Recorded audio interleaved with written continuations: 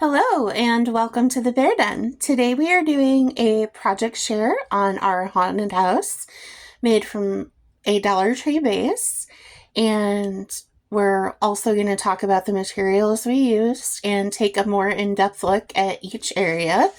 So let's go ahead and get started. First of all, the base of this is similar to this gingerbread house. It's a very thin wood, or they sometimes come in MDF materials for the haunted house. I think this one was very thin wood, kind of like a balsa wood. So I paid $1.75 for the base for this. I think they are going to be raising things they can constitute as holiday up to $1.75. So be on the lookout for that. Hopefully you can get them for a little cheaper at your store, but that was what mine worked into. So firstly, we're going to zoom in to the roof of the house, and on all of the separate roofs and on our tombstones, we used a mixture of lightweight spackle. This is Red Devil brand, which you can get from Walmart. I think I paid $4.40 for a 32-ounce container. Or I got some lightweight spackling from the Dollar Tree. And what we did is, And what we did was mix the spackling with Folk Art brand glue. This is available for about 50 cents per container at Walmart. They also come in 9 packs, which you can get. Nextly, we can see a little bat here. And we made each of these bats on Strathmore marker paper with a Bic Intensity marker. The Bic Intensity marker is similar to a Sharpie marker. It just doesn't have the strong odor that the Sharpie marker has.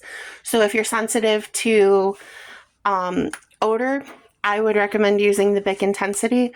Also, there's not a lot of odor in the spackle as well, so that wasn't strong in the slightest. To make the siding on the house, we used Recollections brand cardstock from Michaels. Walmart does sell cardstock as well. The brand is Astro Bright, and that is $9.98 for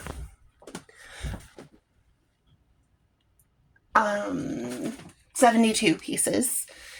And so that's a little cheaper than the cardstock at Michael's. I would recommend using cardstock versus construction paper because it's sturdier. And in order to achieve the look of the shading, what I used was just simply this smoky eyeshadow from Dollar Tree. Again, that was $1.50, I believe. I decided to do that instead of paint because I kind of wanted a smokier effect, and paint or marker would have just been too strong, so that's why I chose that route. In each of the windows of the haunted house, I covered them with just a regular sheet protector.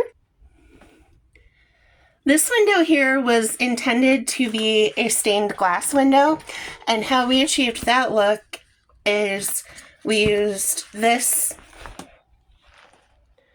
Tulip Slick paint, and I believe this was also $2.97 at Walmart.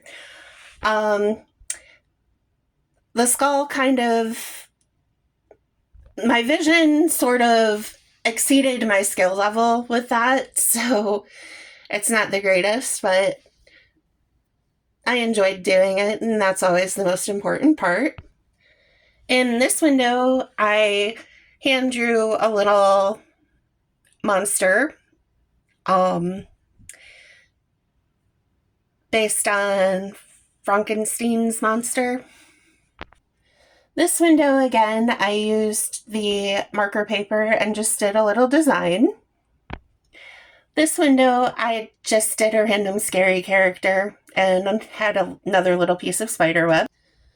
This door was actually created out of the Tumbling Tower Blocks game. I used 7 pieces out of it, as you can tell. This is also $1.75 at Dollar Tree now. The hinge I found at Walmart for a 2-pack for $2.47. I really struggled to get this door right. It took me a while. If I had it to do again, I would probably get a smaller hinge so it worked better. And when you open the door, a ghost is supposed to jump out. I did a zigzag on the back. If I had it to do again, I would probably use a regular spring. So that's what's behind that door. And down here is a little cemetery. I went back and forth about whether or not to use more tumbling tower blocks to make a fence. And the only thing I'm struggling with is getting this to lay flat. So when the house is fully straight, it kind of leans, which can be an aesthetic choice, but I think it would have looked better if I had found a different way to do that. On the back, I covered the house in craft paper.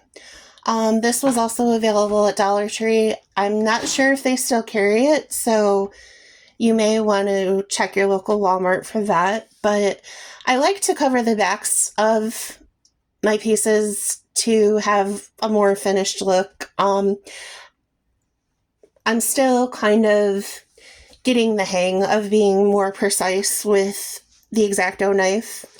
This is a Dollar Tree one. I think I'm going to spring the money and get a Walmart one or a Michael's one, just because I feel like it would do neater around the edges.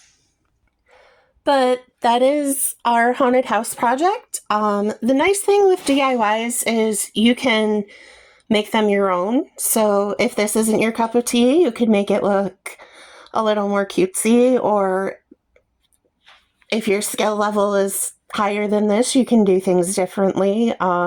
Maybe do a diorama behind each window or something of that effect. But this is what I came up with. So I thank you all for listening today, and I wish you happy crafting, and thank you for stopping by the Bear Den.